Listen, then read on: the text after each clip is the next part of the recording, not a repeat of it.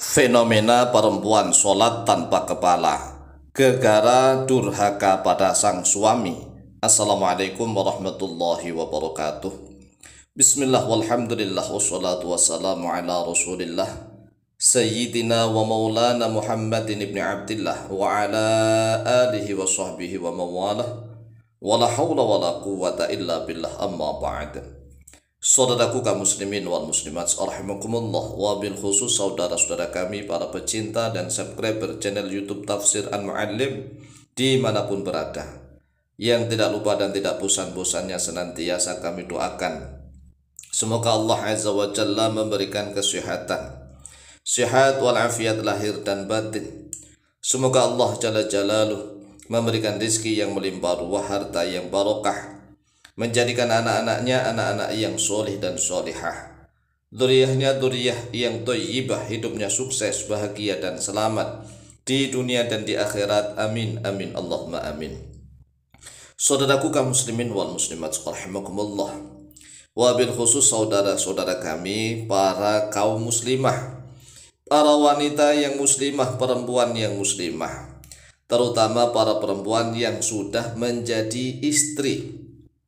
Menjadi seorang istri itu sangat berat, karena memang tabiat wanita itu sangat berat untuk taat kepada sang suami. Karena kalau dia misalnya sholat, puasa, itu kan hablum minallah, hubungan langsung kepada Allah. Kalau sholat dan puasa insya Allah gampang, mudah dilaksanakan. Tetapi kalau taat kepada sang suami ini tidak mudah, sangat berat. Apalagi suaminya tidak begitu meyakinkan. Masya Allah, lawang suaminya pejabat tinggi saja, Masya Allah bisa kalah dengan sang istri. Contohnya bagaimana? Contohnya kita lihatlah di Indonesia. Walaupun presiden, walaupun toh panglima, ya panglima jenderal misalnya, seorang jenderal, seorang panglima, seorang presiden, apalagi cuma gubernur, bupati, itu rata-rata di Indonesia itu takut sama istrinya masing-masing. Ini kan luar biasa. Oleh sebab itulah wanita itu tatkala menjadi posisinya sebagai seorang istri, kalau hubungan dengan Allah, hablum minallah, seperti sholat, puasa, itu kan gampang. Tetapi kalau masalah taat pada sang suami, Masya Allah, butuh perjuangan. Wanita harus mampu mengalahkan dirinya sendiri sehingga dia bisalah taat kepada sang suami.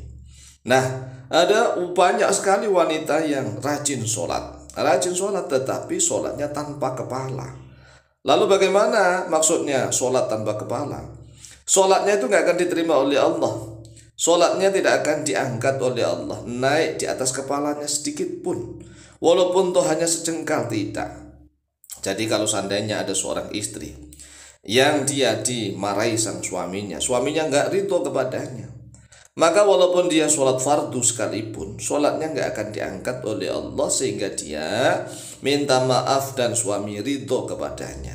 Lah, pertanyaannya, suami yang bagaimana? Suami yang menyebabkan wanita seperti itu, yang bisa menyebabkan wanita sholat tanpa kepala, pahalanya tidak akan diangkat oleh Allah sedikit pun, yaitu suami yang sudah menjalankan kewajibannya.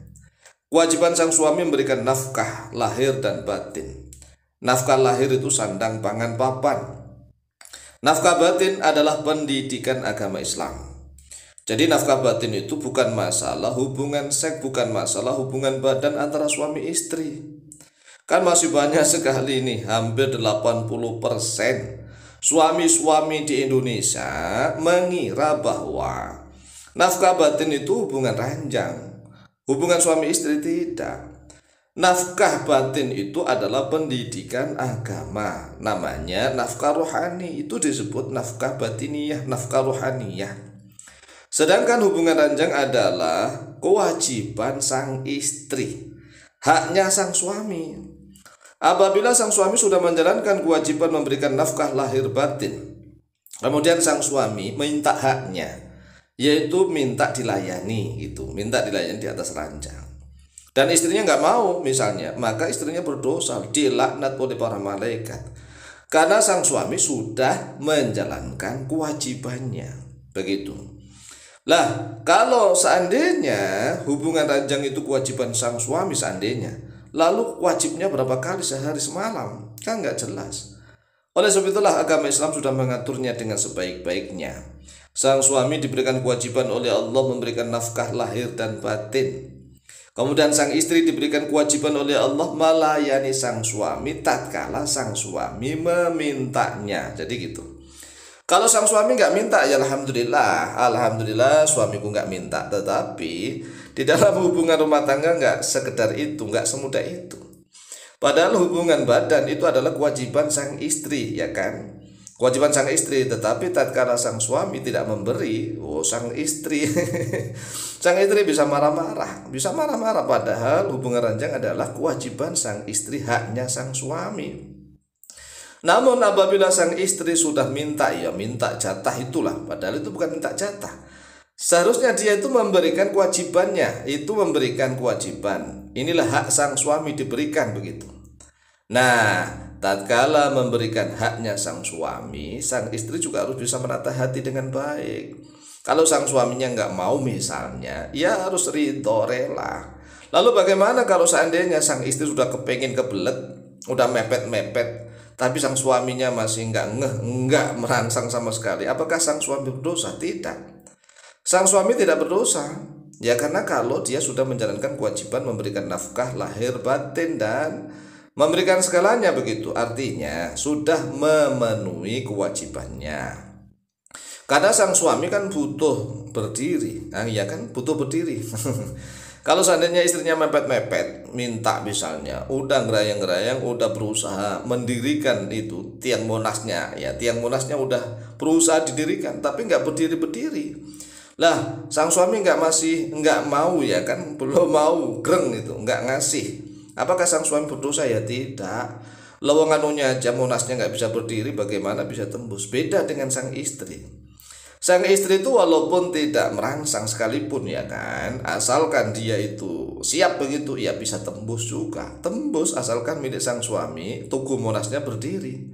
Oleh sebab itulah apabila seorang istri, suaminya dalam keadaan durhaka, marah gitu. Istrinya durhaka, istrinya durhaka, suaminya marah kepadanya. Kemudian sang istri hablum minallahnya bagus, sholat fardu, ya rajin, bahkan sholat sunnah nih, sholat sunnah tahajud misalnya, mempong sholat tahajudnya. Nah ini tanpa ada ridho sang suami, sholatnya nggak akan diterima oleh Allah Azza wa Jalla. Ini sebagaimana hadis dari Ibnu Abbas radhiyallahu anhu, riwayat dari Ibnu Majah dan Ibnu Hibban, bahwa ada 3 golongan yang sholatnya tidak akan diangkat di atas kepala mereka, sholatnya mereka itu tanpa kepala, karena pahalanya sholat mereka itu tidak akan diangkat di atas kepala mereka walaupun toh 1 jengkal. Yang pertama adalah seseorang yang menjadi imam, sedangkan makmumnya benci kepadanya. Jadi banyak nih imam-imam yang dibenci oleh makmum ini sholatnya tanpa kepala, tapi sholat jamaahnya sah. Yang kedua, seorang istri yang dimurkai oleh sang suami tanpa dia minta ridho kepada sang suami, maka sholatnya juga sama, yaitu sholatnya rajin tapi tanpa kepala, tidak akan diangkat pahalanya oleh Allah. Kemudian yang ketiga, 2 saudara yang saling bermusuhan, saling bertengkar, enggak saling menyapa. Ini kalau 2 saudara yang baik loh ya, bukan yang satunya ahli maksiat, bukan. Saudara yang baik dan dua-duanya tiba-tiba saling tidak menyapa, saling bertengkar, saling bermusuhan tanpa ada saling sapaan. Demikianlah penjelasan dari kami tentang sholatnya wanita yang tanpa kepala. Semoga bermanfaat, lebih kurangnya mohon maaf. Wallahu ta'ala a'lamu bishawab.